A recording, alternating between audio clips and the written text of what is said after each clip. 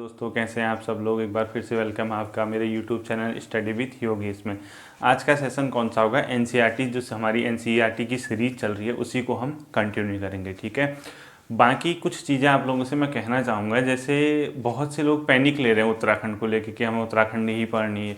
अरे इतना आप लोग टेंशन मत लीजिए उत्तराखंड को, आपके ऊपर उत्तराखंड हावी नहीं होनी चाहिए। आप लोग उत्तराखंड के ऊपर हावी हो जाओगे जब मेरी क्लासेस सारी खत्म हो जाएंगी। ठीक है, उत्तराखंड को लेके इतना टेंशन मत लो। आप कितना पढ़ लीजिए, 40 नंबर की अगर आपकी उत्तराखंड आती है 32-33 नंबर से आप ऊपर जाओगे भी नहीं, क्योंकि कुछ क्वेश्चन वो ऐसे पूछेगा आप लोग कल्पना भी नहीं कर सकते हैं। ठीक है, इसीलिए एग्ज़ाम उसका क्रैक होता है जो हर जगह संतुलन बना के चलता है। ये नहीं कि आप उत्तराखंड को ही पढ़े जा रहे हो उसके अलावा बाकी सेक्टर आपके कमज़ोर पड़ गए, ऐसा नहीं होता है। आपको एक एग्जाम्पल देता हूँ।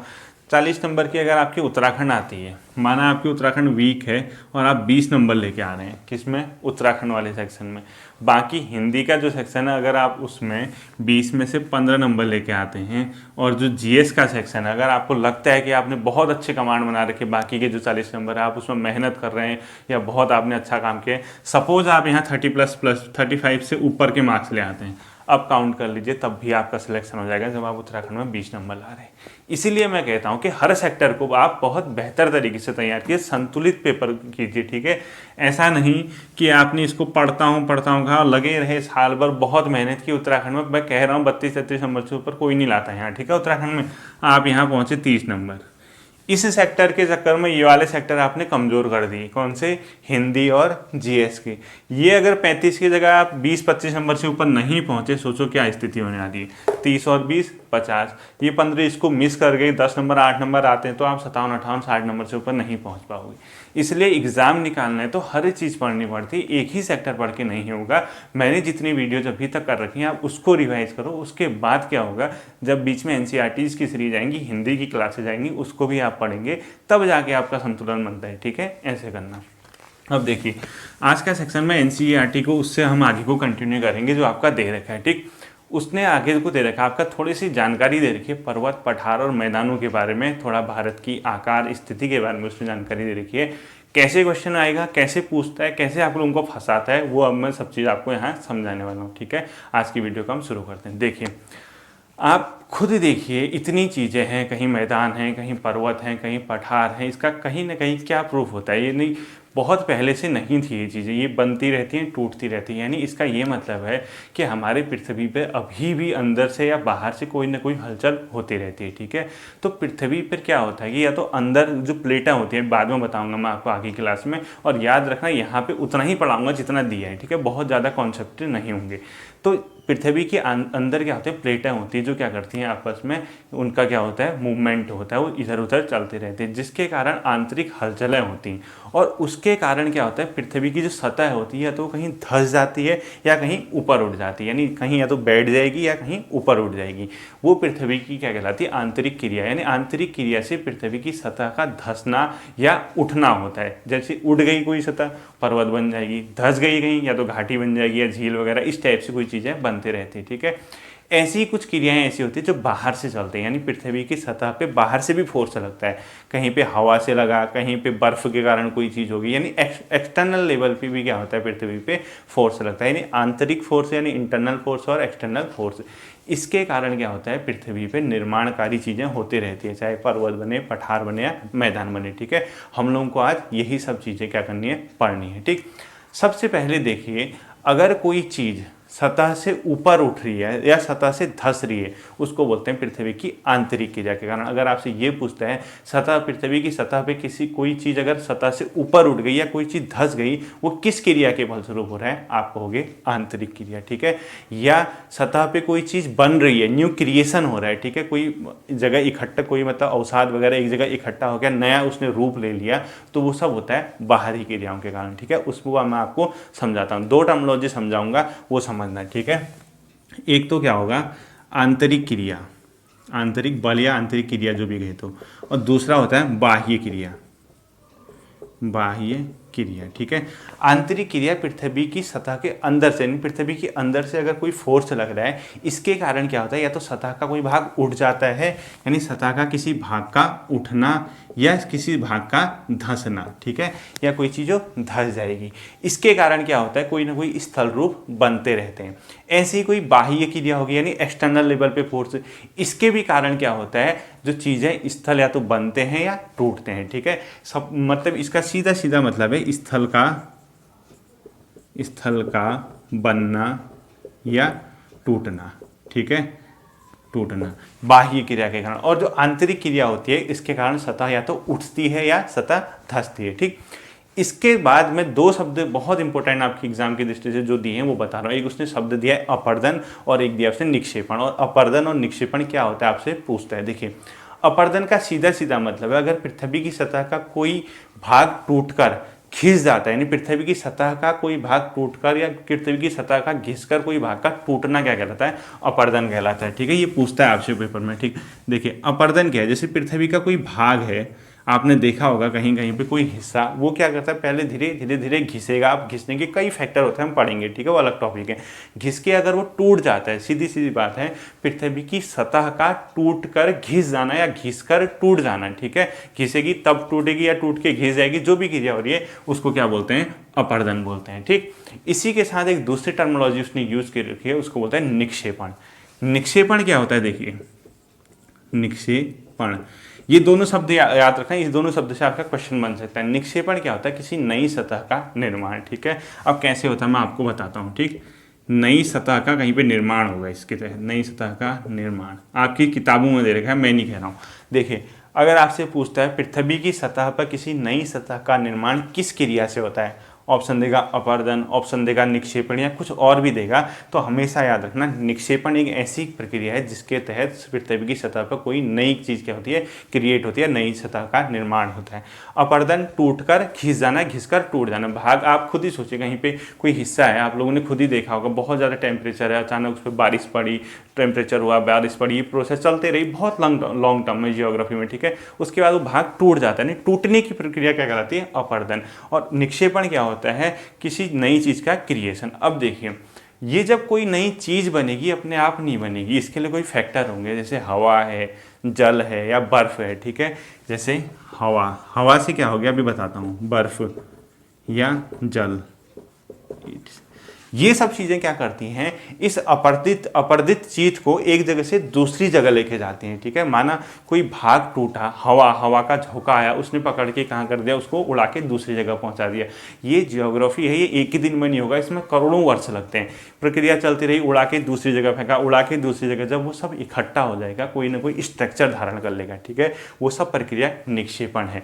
और निक्षेपण के कारक क्या कहलाते हैं, हवा, बर्फ, जल। अगर आपसे पूछता है निम्नलिखित में से कौन सा एक निक्षेपण के कारक हैं, या कौन से ये इन कारकों को क्या बोला जाता है, ये बोले जाते हैं निक्षेपण के कारक बोले जाते हैं, ठीक है। तो अपर्दन समझ गए, किसी चीज़ का पृथ्वी की सतह का टूटकर घिस जाना, घिसकर टूट जाना। और निक्षेपण समझ गए, पृथ्वी की सतह पर कोई नई क्रिएशन जिसके तहत, ठीक है। और वो क्यों होगी, किनके द्वारा होगी, हवा, बर्फ और जल, इस टाइप के जो फैक्टर होंगे, ठीक है। कभी कभी गुरुत्वाकर्षण भी आता है, वो छोड़ दीजिए, इतना ही दिया है यहाँ पे। अब देखिए मैं आपको कुछ समझाता हूँ। पर्वत क्या होते हैं, पठार क्या होते हैं, मैदान क्या होते हैं, ये, ठीक है। देखिए ये और ये देखिए, पृथ्वी की सतह पे सबसे ऊंचा भाग देख लीजिए, पृथ्वी की सतह पे सबसे ऊंचा भाग है कि नहीं है, वो क्या कहलाता है, पर्वत कहलाता है। सतह से इस पर्वत से थोड़ा कम ये क्या कहलाता है, पठार। और इससे जो नीचे की हाइट वाले होंगे वो भाग कहलाएंगे मैदान, ठीक है। देखिए मैं क्या कह रहा हूँ, पृथ्वी की सतह से सबसे ऊंचा भाग ये क्या हो गया, पर्वत हो गया, ठीक। इसकी क्या होती हैं, जो ये बेस होता है, जो सतह होता है, ये होता है उबड़ खाबड़ वगैरह भी हो सकता है, कुछ भी हो सकता है, अभी बताता हूँ मैं, अलग अलग टाइप के होते हैं, ठीक है। अभी आप यहाँ पे समझ लीजिए, इसका जो टॉप होगा ये क्या होगा, जो ऊंचा वाला होगा, बहुत ज़्यादा इसकी ढाल तीव्र होंगी, देखिए इतनी तीव्र ढाल है इनकी, देखिए।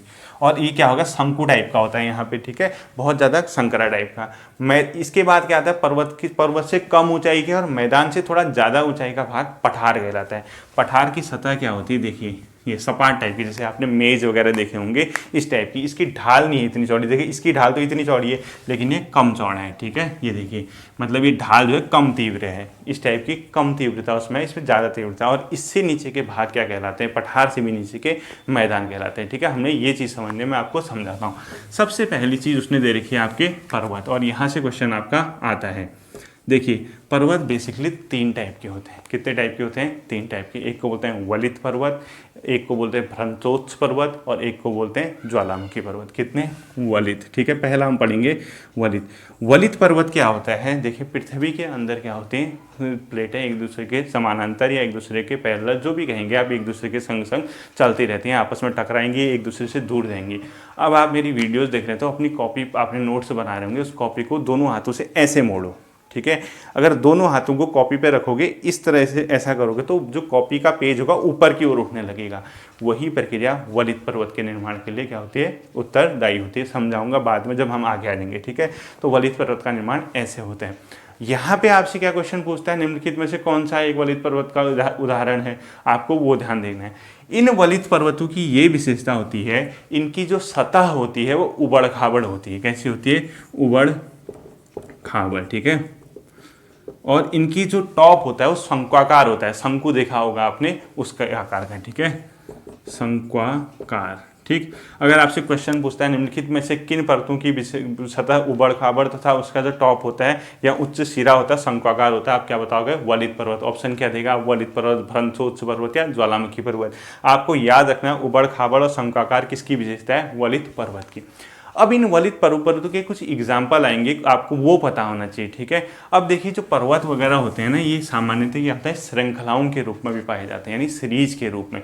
या तो ये पैरेलल होंगे एक दूसरे के, बहुत लंबी लंबी सीरीजें होती है पर्वतों की, यानी कि एक जगह पे खत्म, ऐसा नहीं होता है, उसको समानांतर भी पाए जाते हैं एक दूसरे के साथ साथ। जैसे हिमालय पर्वत देखा होगा भारत में आपने, वो एक सीरीज है, वो अकेला नहीं है, ठीक है, उसमें पैरेलल और भी उसके पार्ट हैं। ऐसे ही दक्षिण अमेरिका महाद्वीप है, उसके पश्चिमी तट पर आप जाओगे, जैसे दक्षिण अमेरिका महाद्वीप का ये वाला जो पोर्शन है यहाँ से यहाँ, ठीक है। आपको मैप देखना पड़ेगा, जो मैं शब्द बोल रहा हूँ उसको मैप में नोट करना, ठीक है। वो एंडीज पर्वत श्रृंखला अपने आप में एक सीरीज के रूप में, ठीक है। जैसे क्या बताया, हिमालय बताया, एंडीज पर्वत श्रृंखला बताई। ऐसी उत्तरी इटली में एक आल्पस पर्वत श्रेणी है, ठीक है। कौन सी, आल्पस। कहाँ पड़ती है आल्पस, उत्तरी इटली में, आल्पस, ठीक है। जो भी है आल्पस पर्वत श्रृंखला कहाँ पाई जाती है, इटली में, उत्तरी इटली में। ये सब सीरीज के रूप में पाई जाती है, ठीक है। अब हमें क्या पढ़ना है, फिर बताता हूँ आपको। हमें पढ़ना है वलित पर्वत के एग्जाम्पल। वलित पर्वत क्या होते हैं, मैंने आपको बेसिक आइडिया बता दिया। जब हम पर्वतों पे आएंगे हम सब बताएंगे आपको, ठीक है। वलित पर्वतों से क्वेश्चन क्या आएगा आपका, निम्नलिखित में से कौन सा एक वलित पर्वत का उदाहरण है, ठीक। आपको याद रखना है हिमालय, अरावली और इसके अलावा आल्पस पर्वत श्रृंखला, ये सब किसके एग्जाम्पल है, आपका वलित, ठीक है। आप वलित पर्वत के एग्जाम्पल लिख लीजिए, हिमालय, इसके अलावा आल्पस, ठीक। हिमालय हो गया, आल्पस हो गया, और इसके अलावा कौन सा आएगा, अरावली। अरावली जो है अवशिष्ट के रूप में बचा है, ठीक है, अरावली। अरावली पर्वत श्रृंखला भारत में पाई जाती है और विश्व की सबसे प्राचीनतम वलित पर्वत श्रृंखला। अगर आपसे पूछता है विश्व की सबसे प्राचीनतम पर्वत श्रृंखला जो कि वलित के रूप में है, वलित पर्वत श्रृंखला जो विश्व की सबसे प्राचीनतम है, कौन सी है, अरावली है। अब ये आपको दिखेगी नहीं, ये क्या हो चुकी है, टूट फूट के बिखर चुकी है, ठीक है। अब ये धस चुकी है या इसका क्या हो चुका है, अपरदन हो चुका है। ये आपको सिर्फ इसके अवशिष्ट बचे, यानी अपभ्रंश बचे, इसके कुछ भाग बच रखे हैं। तो अरावली पर्वत विश्व की सबसे प्राचीनतम वलित पर्वत श्रेणी है, ठीक है। विश्व में आपसे पूछता है सबसे प्राचीनतम पर्वत श्रेणी कौन सी है, अरावली। हिमालय बता दिया, अरावली बता दिया, इसके अलावा अपलेशियन आएगा एक, ठीक है। क्या आएगा, अपलेशियन। अपलेशियन, ये नोट करना मोस्ट इंपोर्टेंट है।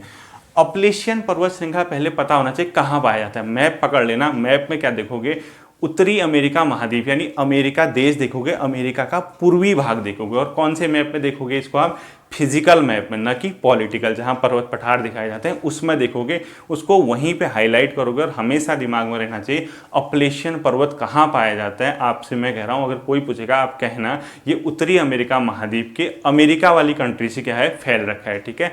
अपलेशियन भी किसका एग्जाम्पल होगा, और पूर्वी भाग में होगा, ठीक है, अमेरिका के पूर्वी भाग में देखना, यानी अपने राइट हैंड साइड की ओर। अपलेशियन पर्वत भी किसका एग्जाम्पल हो गया, वलित के। ठीक, इसके अलावा कौन सा होगा, यूराल पर्वत। ठीक, कौन सा है, यूराल पर्वत। यूराल मैंने परसों बताया था आपको, यूरोप और एशिया महाद्वीप को क्या करता है, अलग करता है। तो देखिए कौन कौन से बता दिए, हिमालय, आल्पस, अरावली, अपलेशियन और यूराल। याद रखना अपलेशियन और यूराल पर्वत श्रृंखलाएं दिखने में गोलाकार हैं। ठीक, आपसे ये भी पूछ सकता है कौन सी 2 पर्वत श्रृंखलाएं जो मतलब वलित पर्वत श्रृंखलाएं हैं जो दिखने में गोलाकार हैं। तो आपका आंसर क्या होगा, अपलेशियन और यूराल। ठीक है, हर चीज को मैप में देखोगे। अरावली सबसे प्राचीनतम वलित पर्वत श्रृंखला। आल्पस कहाँ बताया था, उत्तरी इटली में। इसकी भी लोकेशन देखनी है। लोकेशन कैसी मिलेगी, भूमध्य सागर देखना, भूमध्य सागर से नॉर्थ की ओर जाना, वहां पे इटली देश दिखेगा। उन देशों में उसके फिजिकल मैप में देखना, आपको क्या दिख जाएगा, आल्पस दिख जाएगा। ठीक, हिमालय आपको बता दी। ये तो क्या हो गया, वलित पर्वत के एग्जाम्पल हो गए। ठीक है, दूसरा जो होता है उसको बोलते हैं भ्रंशोत्स पर्वत। ठीक है, भ्रंश पर्वत भी कहते हैं। देखिए भ्रंशोत्स पर्वत। ठीक है, भ्रंशोत्थ पर्वत। ठीक, भ्रंशोत्थ पर्वत क्या होता है, जब हम आएंगे बताऊंगा। अभी इतना समझ लीजिए, कोई भाग है, अगर जैसे ये कोई पोर्शन है, ठीक है, आप जहाँ पे बैठे हैं उसी को सोच लीजिए। आपका राइट हैंड और लेफ्ट हैंड का पोर्शन धंस गया और आप बीच में टापू की तरह ऊपर रह गए। जब कभी भी किसी भाग का राइट लेफ्ट भाग अगर धंस जाए, या कोई भी भाग, आपका ही भाग धंस जाए, राइट लेफ्ट ऊपर रहे, तो कैसा लगेगा, खुद सोचो। इस प्रकार की प्रोसेस से जो पर्वत बनते हैं उसको बोलते हैं भ्रंशोत्थ पर्वत। क्या बोलते हैं, भ्रंशोत्थ पर्वत या भ्रंश पर्वत। ठीक है, भ्रंश पर्वत वही होते हैं, ये घाटियां बनती है। मतलब कि भ्रंश तो एक अपने आप में, जैसे भ्रंश क्या होगा, दरार टाइप की होगी। जैसे मैं आपसे एग्जाम्पल बता रहा हूँ, आप जहाँ पे बैठे हैं कल्पना कीजिए, आपके राइट और लेफ्ट हैंड का पोर्शन नीचे धंस जाए और आप कहाँ पे बीच में हैं, यानी भाग ऊपर उठाएं। ऊपर उठने वाले भाग को ही क्या बोलते हैं, भ्रंशोत्थ पर्वत वाला। मतलब इस प्रकार की प्रक्रिया से पर्वत निर्माण होता है, उनको बोलते हैं भ्रंशोत्थ पर्वत। ठीक, अब देखना जो भाग ऊपर उठा है, यानी जहां पे आप बैठे हैं, 2 भाग तो धंस गए, कोई भी भाग धंस सकता है। ठीक है, जो भाग ऊपर उठा है उस भाग को बोलते हैं क्या, आपका उत्खंड। क्या बोलते हैं, उत्खंड। और इसको इंग्लिश में बोलते हैं हार्स्ट। देखिए उत्खंड। अब यहां से क्या क्वेश्चन आएगा, पहले पूछ सकता है भ्रंशोत्थ पर्वत का निर्माण किस प्रक्रिया से होता है। आपका ऑप्शन आएगा कि क्या, मतलब जैसे भी ऑप्शन आता है आपको ये याद रखना है, कोई भाग अगर अपने इधर उधर के भाग के अपेक्षा ऊपर रह जाता है, बाकी भाग धंस जाते हैं, तो उससे किस टाइप के पर्वत बनते हैं, भ्रंशोत्थ पर्वत। ठीक है, जो भाग ऊपर उठा रहता है उसको बोलते हैं क्या, उत्खंड। और इंग्लिश में इसको बोलते हैं हार्स्ट। ठीक है, हार्स्ट। ये इसके अलावा जो भाग धंस जाते हैं, धंसे हुए तो भाग हैं, उसको बोलते हैं द्रोणिका भ्रंश। क्या बोलते हैं, द्रोणिका भ्रंश। और इसको इंग्लिश में बोलते हैं गावरिन। ठीक है, जो भाग धंसा होगा उसको क्या बोलते हैं, द्रोणिका भ्रंश। ठीक है, द्रोणिका भ्रंश। और इसको इंग्लिश में बोलते हैं ग्राविन। ठीक है, ग्राविन या ग्राविन, ग्राविन। ठीक, देखिए भ्रंश पर्वत की भी कुछ एग्जाम्पल है, समझाऊंगा मैं आपको भ्रंश पर्वत कैसे बनते हैं, क्या बनते हैं। हमें सिर्फ यहाँ पे इसके क्या देखना है, एग्जाम्पल देखने हैं। ठीक है, जैसे उसके एग्जाम्पल थे ऐसे ही कुछ क्या है, भ्रंशोत्थ पर्वत के एग्जाम्पल है। इसके एग्जाम्पल में क्या आता है, सबसे इंपॉर्टेंट है वासजेस पर्वत। कौन सा, वासजेस पर्वत, वासजेस पर्वत। ठीक है, ये पड़ता है जर्मनी में। इसकी लोकेशन भी देखनी है आपने। वासजेस पर्वत किसका एग्जाम्पल है पूछेगा तो भ्रंशोत्थ पर्वत का। इसके अलावा एक ब्लैक फॉरेस्ट है, ये भी जर्मनी में है, ब्लैक फॉरेस्ट। ठीक है, ये भी कहाँ है, जर्मनी में। तीसरा है राइन घाटी। ठीक है, राइन घाटी भी यहीं कहीं जर्मनी वगैरह में पड़ती है। वो सब आपको मैप में देखना होगा। आपका काम ज्योग्राफी पढ़ना है तो मैप खोल के बैठोगे। जो जो लोकेशन कह रहा हूँ मैं चाहता मैं बढ़ा देता, यहाँ पे मैप दिखा देता, लेकिन आपकी मेहनत भी देखना चाहता हूँ आप कितना करते हो। ठीक है, तो वासजेस पर्वत किसका एग्जाम्पल है आपसे पूछेगा, भ्रंशोत्थ का। और ब्लैक फॉरेस्ट भी किसका है, भ्रंशोत्थ का। क्वेश्चन कैसे पूछेगा, निम्नलिखित में से कौन सा एक भ्रंशोत्थ पर्वत का एग्जाम्पल है। एक दे देगा वासजेस, बाकी दे देगा 3 के दिन कहाँ के एग्जाम्पल देगा जो आपको वलित पर्वत पढ़ा रखा है। ठीक है, तीसरी चीज क्या होती है, ज्वालामुखी पर्वत। क्या होते हैं, ज्वालामुखी। इनका निर्माण कैसे होता है, ज्वालामुखी से। ठीक है, ज्वालामुखी की क्रियाएं होती हैं तो कुछ भाग लावा ऊपर उठता है, वर्षों बाद वो ठंडा होता है, ठोस होता है, तो उस प्रकार के पर्वत क्या होते हैं, ज्वालामुखी पर्वत। इसके एग्जाम्पल जो आपके अभी फिलहाल दे रखे हैं, एक तो दे रखा है mount Kilimanjaro, mount Kilimanjaro. Mount Kilimanjaro कहाँ पड़ता है, दक्षिणी अफ्रीका महाद्वीप में। ठीक है, और दक्षिणी अफ्रीका अफ्रीका महाद्वीप में, न कि दक्षिणी अमेरिका। ठीक है, अफ्रीका महाद्वीप में पड़ता है माउंट किलिमंजारो। और ये पड़ता है केनिया और तंजानिया की सीमा पे। 2 देश हैं, उसकी लोकेशन भी आप देखोगे, केनिया प्लस तंजानिया। और इसका जो दूसरा एग्जाम्पल है वह माउंट फ्यूजियामा। माउंट फ्यूजियामा कहाँ पड़ता है, जापान में। ठीक है, माउंट फ्यूजियामा। माउंट फ्यूजियामा भी कहाँ पड़ता है? जापान में पड़ता है। आपको ये दोनों पता होना चाहिए। माउंट फ्यूजियामा किसका एग्जाम्पल है? ज्वालामुखी पर्वत। माउंट किलिमंजारो किसका एग्जाम्पल है आपका पूछता है तो ज्वालामुखी पर्वत। दो इसकी लोकेशन कहाँ है आपका पूछेगा तो दक्षिणी अफ्रीका महाद्वीप में, केन्या और तंजानिया की सीमा पे, ठीक है। इसके बाद जो आपका आता है वो क्या आता है आपका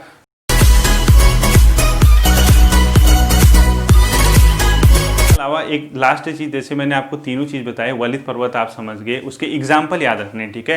ब्रह्मोत्स पर्वत के एग्जाम्पल याद रखने हैं आपको। और तीसरा क्या हो गया जो अभी मैंने ज्वालामुखी पर्वत बताई, ठीक है। इनकी लोकेशन भी आप देखोगे अपने मैप में, और कौन सा मैप में? Physical map. अब देखिए ऐसे ही जैसे स्थल भाग पे ऊंचे ऊंचे भाग होते हैं, समुद्र के अंदर भी बहुत ऊंचे ऊंचे भाग होते हैं, ठीक है। आपके सिलेबस में एक चीज दे रखी है उसने, मानाकी पर्वत कहाँ पड़ता है? मानाकी पर्वत पड़ता है समुद्र के अंदर प्रशांत महासागर में, ठीक है। मानाकी पर्वत किस महासागर में पूछेगा तो प्रशांत। और ये इसकी हाइट आपको यकीन नहीं होगा, माउंट एवरेस्ट से भी ज़्यादा ऊंचा है, लेकिन कहाँ है? समुद्र के अंदर, ठीक है। इतना ही अभी उसने पर्वत का दे रखा है। बाकी ज्योग्राफी में देखना, टेंशन मत लेना, आपको मैं विथ मैप सब चीज़ पढ़ाऊंगा, लेकिन इस एक मतलब आपका फास्ट कोर्स होगा आपके एग्जाम की दृष्टि से। जितना बता रहा हूँ उतना है, ठीक है। समझोगे नहीं भी तो वो पॉइंट लिख लेना जो मैं कह रहा हूँ, आपके एग्जाम के लिए इंपॉर्टेंट हो सकते हैं, ठीक। दूसरी चीज आती है पठार, ठीक है। पठार क्या होगा? पर्वत से कम ऊंचा और मैदान से अधिक ऊंचा। इसकी क्या होती है, जो ऊपर का पोर्शन होता है मेज की तरह होता है, और जो ढाल होती है कम तीव्र होती है। जितना उसकी बहुत ज़्यादा डाउन था, बहुत ज़्यादा तीव्र ढाल थी, इसकी क्या होगी? कम। यानी इस टाइप का जो आप कह सकते हैं, इस टाइप के जो भाग होते हैं वो क्या कहलाते हैं? पठार कहलाते हैं, ठीक है। अब देखिए इसमें कुछ चीज़ें मैं आपको बताऊँ, ये भी नए टाइप की भी हो सकते हैं, पुरानी टाइप की हो सकते हैं, ठीक है। नए पुराने सब होते हैं। जैसे भारत में आपको एक पता होगा दक्कन का पठार, यानी जो साउथ का पोर्शन भारत का, ये वाला जो इलाका है, ये सब दक्कन के पठार के अंदर आता है, ठीक है। ये बहुत पुराना पठार है। इसके अलावा आप अफ्रीका महाद्वीप, अगर अफ्रीका का पूर्वी भाग देखोगे, या आप ऑस्ट्रेलिया का पश्चिमी भाग देखोगे, ये सब क्या है? पठार के एग्जाम्पल। अभी यहाँ पे इतना मत सोचना, जितना दे रखा है उतना बता रहा हूँ, ठीक। देखिए इन भागों में क्या होता है कि हमेशा से बहुत ज़्यादा मात्रा में क्या मिलते हैं? संसाधन मिलते हैं, यानी खनिज मिलते हैं। खनिज के अंदर कहीं सोना मिलेगा, हीरा मिलेगा। जैसे अफ्रीका का जो पठार है, पूर्वी अफ्रीका का पठार, वहाँ हीरा और सोना बहुत पर्याप्त मात्रा में मिलता है, ठीक है। ऐसे ही आपको भारत में पता होगा, आपको जो झारखंड है, झारखंड में छोटा नागपुर का पठार, छोटा नागपुर का पठार कहाँ स्थित है? झारखंड में। यहाँ भी क्या है? पर्याप्त मात्रा में लोहा, कोयला, इस टाइप की चीज़ें, मैग्नीज टाइप के जो है संसाधन क्या मिलते हैं। विश्व का सबसे ऊंचा पठार पता ही है सभी को, बच्चे तो है नहीं आप, तिब्बत का पठार, ठीक है, जिसकी हाइट 4000 से 6000 के आसपास मानी जाती है, ठीक है। विश्व का सबसे ऊंचा पठार कौन सा है? तिब्बत का पठार। अब इन पठारों से सामान्यतः क्या होता है, देखिए जलप्रपात निकलते हैं, यानी हाइट पे यहाँ से क्या होती हैं? नदियाँ नीचे की ओर गिरती हैं। इन्हीं में से दो आपके उसमें देखे उसने प्रसिद्ध जलप्रपात, एक का नाम है हुंडुरु जलप्रपात, दूसरे का है जोग जलप्रपात, ठीक है। कुछ मिस मत करना, अभी भी कह रहा हूँ एनसीईआरटी है, हुंडुरु और जोग, ये दोनों क्या है? जलप्रपात है। अगर आपसे पूछता है हुंडुरु जलप्रपात कहाँ स्थित है, आप बताओगे झारखंड में स्थित है। किस नदी पे है? तो स्वर्ण रेखा, ठीक है। स्वर्ण रेखा नदी पे हुंडुरु जलप्रपात है। और जोग जलप्रपात कहाँ पूछता है तो वो क्या है? कर्नाटक में, ठीक है। और किस नदी पे है पूछता है तो शेरावती नदी पे, शेरावती, ठीक है। ये तो आपके क्या हो गया? पठार वाला पोर्शन। और लास्ट जो होता है पठार से कम हाइट का, वो होता है मैदान, ठीक है। मैदान कैसे बनते हैं? जैसे नदियाँ वगैरह हैं, ढालों से आई, पहाड़ियों से आई, पत्थर वगैरह, बालू वगैरह, रेता सब बहा के लाई, मैदान पे आने पे उनकी स्पीड कम हो जाती है। वो तो जितना अपने साथ अवशिष्ट बहा के लाते हो वो क्या करने लग जाती है? वहीं मैदानी भागों में जमा करने लग जाते हैं, ठीक है, जलोढ़ वगैरह के रूप में। इससे क्या होता है? मैदान का निर्माण होता है। अब ये मैदानों में हमेशा याद रखना जनसंख्या सबसे ज़्यादा होगी, क्योंकि एक तो ईजिली परिवहन के साधन डेवलप हो सकते हैं, आवास बनाना ईजी है। इसके अलावा जो वहाँ पे एग्रीकल्चर है उसके लिए उपजाऊ भूमि मिलती है, तो अच्छा खासा उत्पादन होने के कारण जनसंख्या घनत्व तो सर्वाधिक कहाँ पाया जाएगा? मैदानी भागों में। अगर आपसे पूछते हैं सर्वाधिक जनसंख्या घनत्व निम्नलिखित में से कहाँ पाया जाता है, पर्वत, पठार, मैदान, ये तो आप क्या बताएंगे? मैदानी भागों में, ठीक है। ये तो अपने आप में एक चैप्टर खत्म हो गया आपका। अगला जो आपका चैप्टर आएगा उसने आपके जो अगले चैप्टर में दे रखी है वो मैं आपको, देखिए ये सब मैं अपने रूम पे कर रहा हूँ, ठीक है। ये इंफ्रास्ट्रक्चर मेरे रूम का है, सॉरी इसके लिए कि मैं बहुत ज़्यादा अगर आपके लिए मैप वगैरह नहीं दिखा पाया। जो मेरे पास व्यवस्था है मैं उससे कोशिश करूँगा आपको समझाने की। आप लोग अपने स्तर से मैप हमेशा रखेंगे अपने पास, ठीक है। जो आगे को दे रखा है उसने कुछ चीज़ें देखो, भारत का एक तो अक्षांशीय विस्तार और एक देशांतरी विस्तार, ठीक है। देखिए मैंने आपको क्या बताया था परसों जब मैं आपको समझा रहा था, मैंने कहा कि सपोज ग्लोब है, बीचों बीच जाने वाली रेखा क्या है? भूमध्य रेखा है, विषुवत रेखा है, जिसको 0 डिग्री। इससे ऊपर के जो देश होंगे वो क्या होंगे? उत्तरी गोलार्ध में। इससे नीचे के जो देश होंगे वो कहाँ होंगे, दक्षिणी गोलार्ध में।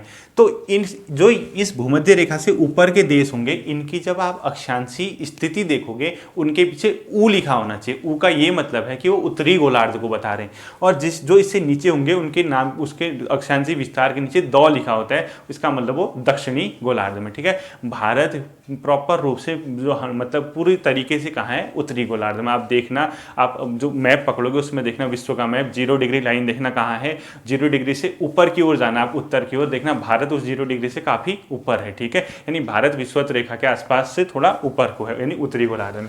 तो देखिए ये आपसे क्वेश्चन पूछता है कि भारत का अक्षांशी विस्तार कितना है। अक्षांशी विस्तार का देखिए, भारत की जो सीमा है, यानी भारत की जो कौन सी सीमा है, बाउंड्री है, वहां से इस पूरे तक का जो इस टाइप की लाइनें हैं, ठीक है। हर इसको मैंने बताया था कि डिग्री में नाम देते हैं। तो हमें ये देखना है कि जो पहली सीमा जहां से भारत की शुरू होती है, वहां से अंत तक जहां भारत की सीमा है, उसका विस्तार कितना है, उसको आपसे पूछते हैं, उसको बोलते हैं अक्षांश विस्तार। तो भारत का जो अक्षांशी विस्तार है, इसको आप लोग नोट कर लीजिए, 8 डिग्री 4 मिनट उत्तर से, देखिए कैसे लिखोगे, 8 डिग्री 4 मिनट, मिनट के पीछे डैश कर देना, पीछे से ऊ लगा देना। ऊ का क्या मतलब है कि भारत उत्तरी अक्षांश में है, ठीक है। यानी 8 डिग्री 4 मिनट उत्तरी अक्षांश से लेकर 37 डिग्री 6 मिनट उत्तरी अक्षांश तक, ठीक है। 37 डिग्री 6 मिनट ऊ लगा देना, ठीक है, उत्तरी अक्षांश से। इसका क्या मतलब हुआ, भारत की जो बाउंड्री शुरू हो रही है, जब वो जो ये मैंने डिग्री में नापते हैं बताया था अक्षांशी रेखाओं को, जब हम 8 डिग्री 4 मिनट पे पहुंचेंगे, वहां से भारत का इलाका शुरू हो गया, यानी उसका विस्तार होगा। अब यहाँ से जब ऊपर की जाते जाते 23.5 डिग्री मैंने बताया था कर्क रेखा, उससे कि ऊपर ऊपर जाते जाते जब 37 डिग्री 6 मिनट आएगा, वहां तक भारत की क्या है, बाउंड्री, यानी भारत का अक्षांशी विस्तार अगर आपसे पूछते हैं तो वो क्या है, इतना है। और इस अक्षांशी विस्तार के अलावा भारत जो उत्तर से दक्षिण तक फैला है, यानी भारत की नॉर्थ से साउथ तक की जो डिस्टेंस है वो 3200 किलोमीटर है, ठीक है। कितनी, 3200 किलोमीटर। जम्मू कश्मीर से कन्याकुमारी तक का जो इलाका है, यानी भारत की ये जो डिस्टेंस है पूरी, वो कितनी है, 3200 किलोमीटर, ठीक है। ऐसे ही क्या आएगा, देशांतरी विस्तार आएगा। तो देशांतर क्या होता है बताया था मैंने आपको, मैंने कहा था जैसे ये मैप है, मतलब सॉरी ग्लोब है, तो बीचों बीच एक लाइन डाली गई है, बताया था, जिसको ग्रीनविच यानी 0 डिग्री, इससे जो पूर्व में होंगे उसको बोलते हैं पूर्वी गोलार्ध के देश, इससे जो वेस्ट की ओर होंगे वो होंगे पश्चिमी गोलार्ध के देश। तो भारत देखना, ग्रीनविच देखना, इंग्लैंड, ब्रिटेन में, लंदन का, ब्रिटेन के मैप पर लंदन देखना कहाँ पे है विश्व के मैप में, लंदन से जैसे सपोज ये लंदन है, ये 0 डिग्री देशांतर होगी, भारत इससे पूर्व की ओर है, यानी किसकी ओर है, ईस्ट की ओर है। तो भारत के जो देशांतरी विस्तार है, इसके पीछे पू लिखा होना चाहिए, यानी पूर्वी गोलार्ध, ठीक है। जैसे अक्षांश में ऊ लिखा था, तो अगर आपसे पूछता है, याद रखना हमेशा आप कहाँ गड़बड़ करते हैं, भारत का अक्षांशी विस्तार क्या है, सेम नंबर देगा जो है, लेकिन पीछे के वर्ड बदल देगा, एक जगह ऊ लिख देगा, एक जगह दौ लिख देगा। अब वहां पे आप कंफ्यूज मत करना, दोनों जगह ऊ लिखा होना चाहिए अक्षांशी विस्तार में, और जो नंबर मैंने आपको लिखाया उसको आप एग्जैक्टली याद करेंगे। ऐसे ही दक्षिणी गोला मतलब जो देशांतर है, भारत का जो देशांतरी विस्तार है वो है 68 डिग्री 7 मिनट, कितना, 68 डिग्री 7 मिनट, तो पूर्वी गोलार्ध में तो पू लगा दिया, ठीक है। 68 डिग्री 7 मिनट पूर्वी गोलार्ध से 97 डिग्री 25 मिनट तक, ठीक है। 97 डिग्री 25 मिनट, कहाँ, पू। इस पू का मतलब क्या है, भारत विशुद्ध रूप से कहाँ है, पूर्वी गोलार्ध में। और इस जो देशांतरी डिस्टेंस है वो लगभग 30 डिग्री का अंतर आता है भारत में, ठीक है। यानी 30 डिग्री का मतलब जहाँ से 68 डिग्री 7 मिनट शुरू हो रहा होगा, यानी गुजरात का इलाका सबसे वेस्ट में है ना, जब जैसे ये है, ये लंदन है, इधर को जाओगे तो पहले भारत के मैप में गुजरात का इलाका पड़ेगा जो सबसे किनारे है, और सबसे लास्ट में भारत का आंध्र प्रदेश का इलाका। इन दोनों के बीच का जो गैप है वो कहाँ से शुरू होता है, 68 डिग्री 7 मिनट से 97 डिग्री 25 मिनट तक, इनके जो बीच की डिस्टेंस मतलब डिग्री आते हैं, 30 डिग्री का गैप आता है। अब मैंने आपको बताया था 1 डिग्री बराबर था 4 मिनट, बताया था ना। यानी जब जो हमारी पृथ्वी घूमती है, 1 डिग्री जब कवर करती है, उसको कवर करने में उसमें 4 मिनट का टाइम लगता है। तो खुद बताओ 30 डिग्री कवर करने में कितना लगेगा, 30 × 4 यानी 120 मिनट, यानी 120 मिनट का मतलब हुआ 2 घंटा। कहने का मतलब 68 डिग्री 7 मिनट पे जितना है 97 डिग्री 2 मिनट में टाइम 2 घंटे का क्या होगा डिफरेंस होगा, ठीक है। यानी अरुणाचल प्रदेश में अगर सुबह के 7 बजे हैं तो गुजरात में क्या बजा होगा, उससे 2 घंटा क्या होगा, इधर को आ रहे तो बैक यानी 5 बजा होगा, ठीक है।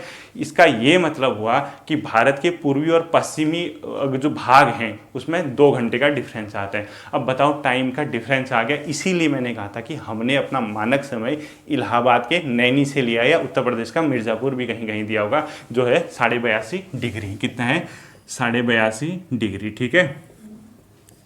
82.5 डिग्री पे जितना टाइम हो रहा होगा हम पूरे भारतवर्ष में उतना ही टाइम मानते हैं। वो क्यों, क्योंकि देखिए जब 30 डिग्री का अंतर आता है तो समय में हर एक डिग्री में 4 मिनट का अंतर आता है, तो कहीं पे 10 मिनट का गैप हो जाएगा, कहीं आधे घंटे का, कहीं 2 घंटे तक का गैप हो जा रहा है। इसीलिए हमने एक मानक समय मान दिया, स्टैंडर्ड टाइम जितना 82.5 डिग्री पे हो रहा होगा उतना ही पूरे भारत का क्या होगा टाइम होगा, ठीक है। ये तो मैंने आपको क्या समझाया, अक्षांश और देशांतर, ठीक है, दोनों जगह पूल लिखा होना चाहिए। कर्क रेखा ये है 23.5 डिग्री, अपने मैप में देखना। ये भारत के 8 राज्यों से गुजरती है। कितना, 8 राज्यों। 8 राज्यों के नाम आपको पता होना चाहिए, मैंने बता दिया है, जो भी है आप उसको पहले मैंने बता दिया। क्वेश्चन यही पूछता है निम्नलिखित में से कौन सा एक कर्क रेखा पे स्थित राज्य नहीं है, ठीक है। इसके अलावा देखो भारत की जो स्थल सीमा है वो 7 राज्यों से लगती है, 7 देशों से, सॉरी। भारत जो है अपनी स्थल सीमा लगाता है वो 7 देशों से लगाता है। स्थल सीमा का मतलब ये तो जल सीमा है। देखिए भारत के ये जो राज्य हैं वो जली सीमा बनाते हैं, यानी जल सीमा, बंगाल की खाड़ी और अरब सागर। स्थल सीमा वाला भाग ऊपर का रहेगा जहाँ पानी नहीं है, ठीक है। तो ऐसे 7 देश हैं जिनसे भारत अपनी स्थल सीमा साझा करता है। आपसे क्वेश्चन क्या पूछेगा, निम्नलिखित में से किस देश के साथ भारत की स्थल सीमा नहीं लगती है। आपको क्या याद रखना है, पाकिस्तान, देखिए खुद ये गुजरात और राजस्थान का भाग लग रहा है। उसके ऊपर अफगानिस्तान, हल्का सा जम्मू कश्मीर का भाग। उसके अलावा चाइना इस साइड पे पूर्व में। उसके बगल में कौन सा लग रहा है आपका, नेपाल नीचे 4, यहाँ पे भूटान 5, यहाँ बांग्लादेश 6 और लास्ट में म्यांमार 7। इन 7 देशों के साथ भारत क्या करता है, अपनी स्थलीय सीमा को साझा करता है। आपको क्वेश्चन क्या पूछेगा, किस देश के साथ भारत की स्थलीय सीमा है या नहीं है, तो आपको 7 देश याद रखने, उनके नाम याद रखने। इसी प्रकार से भारत जो सबसे लंबी अपनी स्थलीय सीमा साझा करता है वो बांग्लादेश के साथ करता है, लगभग 4000 किलोमीटर। यानी भारत की जो सीमा रेखा है किस पड़ोसी देश के साथ है, किस देश के साथ सर्वाधिक है पूछता है, तो बांग्लादेश के साथ, ठीक है। बांग्लादेश के साथ भारत लगभग 4000 किलोमीटर की बाउंड्री शेयर करता है, यानी अंतर्राष्ट्रीय जो सीमा है वो इतनी बड़ी है, लगभग 4000। उसके बाद चाइना वगैरह का नंबर आता है, वो छोड़ दीजिए, आपका यहाँ पे इतना ही दिया है। सिक्किम देखो, सिक्किम इधर है और बांग्लादेश, ये 2 ऐसे देश हैं जो 3 जगह से अंतर्राष्ट्रीय सीमा बनाते हैं। अगर आपसे क्वेश्चन पूछता है निम्नलिखित में से कौन से देश, भारत के कौन से राज्य 3 जगह से अंतर्राष्ट्रीय सीमा बनाते हैं, एक का नाम है बांग्लादेश, सॉरी बांग्लादेश नहीं, त्रिपुरा, मैं उल्टा बोल गया, त्रिपुरा और सिक्किम, ठीक है। त्रिपुरा और सिक्किम 2 ऐसे भारत के राज्य हैं जो 3 जगह से अंतर्राष्ट्रीय सीमा बनाते हैं। वो मैंने बोलने में थोड़ा मिस्टेक हो गया था, उसके लिए सॉरी। त्रिपुरा जो है बांग्लादेश से घिरा है 3 जगह से। आप मैप में देखना, इधर है त्रिपुरा, देखो इसके ईस्ट मतलब वेस्ट साइड और इसके नॉर्थ साइड और साउथ साइड तीनों जगह कौन है, बांग्लादेश है। 3 जगह से अंतर्राष्ट्रीय सीमा से घिरा हुआ देश राज्य पूछता है तो आप क्या बताओगे, त्रिपुरा, ठीक है, सिर्फ बांग्लादेश से। सिक्किम 3 देशों से घिरा है, एकमात्र देश राज्य भारत का जो 3 जगह से किससे घिरा है, अंतर्राष्ट्रीय बाउंड्री से। सिक्किम देखिए, एक तो वेस्ट में नेपाल से, ईस्ट में भूटान से और नॉर्थ में चाइना से, ठीक है। सिक्किम की सीमा 3 अंतर्राष्ट्रीय देशों के साथ लगती है अंतर्राष्ट्रीय स्तर पे, एक है नेपाल, एक है भूटान और एक है कौन सा, चाइना, ठीक। ये चीज़ें आपको क्या होनी चाहिए, मतलब पूरे दिमाग में आपकी याद रहनी चाहिए, ठीक। इसके बाद आपको थोड़ा सा मैं आइडिया देता हूँ भारत के किसके भौगोलिक मान। ये चीज़ें आप लोगों की क्या आई होंगी, समझ में आ गई होंगी, ठीक है। हम मतलब आपकी एनसीईआरटी की क्लास में अभी फिलहाल इतना ही दिया है, आगे के जैसे जैसे आपकी क्लासें बढ़ते रहेंगी उतना आपको क्या होगा, मुझे ज्योग्राफी में उतनी अच्छी कमांड बनेगी। मैं कह रहा हूँ आप लोगों से, आपको क्या करना है, आज का काम जो होगा आपका मैप पकड़ना। जितने भी मैंने भौगोलिक लोकेशन बता रखे हैं, जो मैंने वलित पर्वत बता रखा है आपको, मैंने भ्रंशोत्स पर्वत बता रखा है, ज्वालामुखी पर्वत बता रखा है, ठीक है। आपका एडवांस लेवल पर अगर आप काम करने वाले हैं, आप मेहनत करने वाले हैं, आप वलित पर्वतों के कुछ और एग्जाम्पल निकाल लेंगे। अगर पेपर आप ये तो मान के चलिए कि एनसीईआरटी से ऊपर पेपर बनता नहीं है, ठीक है, पेपर बनेगा इन्हीं में से। यही क्वेश्चन पूछेगा कौन सा वलित का एग्जाम्पल है, कौन सा भ्रंशोत्स का, कौन सा ज्वालामुखी का, या इसी टाइप का कोई क्वेश्चन पूछता है, कुछ नहीं पूछेगा वो। ये जो मैंने बता रखा है आपको, आपको ये सब चीज़ें क्या करनी है, दिमाग में बिठानी है, ठीक है। अक्षांश, विस्तार, देशांतर। देशांतर में हमेशा पू पू लगा होगा पीछे, क्योंकि पूर्वी गोलार्ध में, और अक्षांश में उत्तरी गोलार्ध में, दोनों का ऊ लिखा होगा, ठीक है। ये सब मैंने आपको समझा दिया। लास्ट चीज़ में एक चीज़ कह रहा हूँ, देखिए एक यहाँ पे लिखा होता है मन्नार की खाड़ी। मन्नार की खाड़ी कहाँ है पूछता है तो भारत और श्रीलंका के बीच, नोट कर लेना, ऐसे ही बता रहा हूँ, ठीक है। मन्नार की खाड़ी के साथ साथ एक जल संधि लगती है, उसका नाम है पाक जल संधि। कौन सी? पाक जल संधि, ठीक है। अब जल संधि क्या होती है? जल संधि पानी का एक ऐसा भाग होता है जो दो स्थल खंडों को अलग करता है। देखिए ये पानी का भाग है, ठीक है। इस पानी के भाग में, यानी भारत और श्रीलंका, आप देखना तमिलनाडु और श्रीलंका के बीच ये जो पानी का भाग है वो किसको अलग कर रहा है? भारत के और श्रीलंका के भाग को अलग कर रहा है। यानी दो स्थल खंडों को, यानी स्थल मतलब जमीन वाला एक, जहां भारत है और श्रीलंका है, इन दोनों को अलग कर रहा है, तो ये क्या होगी? जल संधि। तो पाक जल संधि किस दो देशों को अलग करती है पूछेगा तो भारत और श्रीलंका, ठीक है। तो अगले सेशन में मैं आपको इसका भारत के मैप का जो आपकी किताब में दे रखा है, मतलब स्टैंडर्ड जो एनसीईआरटी की बेसिक लेवल की किताबों में दे रखा है, उसमें उसका भौगोलिक मानचित्र थोड़ा बता रखा है, पर्वत बता रखे हैं, नदियां बता रखी हैं, डेल्टा कौन बनाता है कौन नहीं बनाता है। मैं कल उसको अगला सेशन आपके लिए लेके आऊंगा, तब तक आप इसको रिवाइज करना। हिस्ट्री का सेशन जो मॉडर्न हिस्ट्री चल रहा है वो संडे को आएगा। उत्तराखंड की पहली क्लास जो नेक्स्ट क्लास होगी वो मंडे को आएगी, ठीक है। Thank you.